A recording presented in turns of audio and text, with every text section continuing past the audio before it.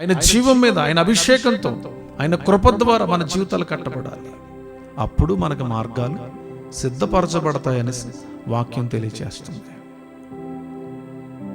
ఈరోజు మనం ఎలాగున్నామా తెలుసుకోవాలి. సత్యమదే. మనం విమోచింపబడ్డామా? ఖచ్చితంగా విమోచింపబడ్డాం. ఇంకా విమోచింపబడ్డానికి ఏం లేదు, ఆల్రెడీ విమోచన ఇచ్చాడు ఆయన. ఆయన మనల్ని విమోచించాడు, మనల్ని రక్షించాడు, మనల్ని నూతనపరిచాడు, మనల్ని అభిషేకించాడు, మనల్ని పవిత్రపరిచాడు. ఆయన మన కొరకు ఆయన వాడబారనటువంటి మహిమ కిరీటాన్ని మన కొరకు సిద్ధపరిచి ఉంచాడు. అది మనం పొందుకోవాలి.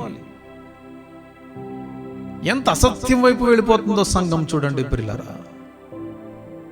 నిన్ను ఆయన చేసినటువంటి కార్యములోకి చూడకుండా నీకు గ్రుడ్డితనాన్ని కలగజేస్తుంది అపవాది. జాగ్రత్త.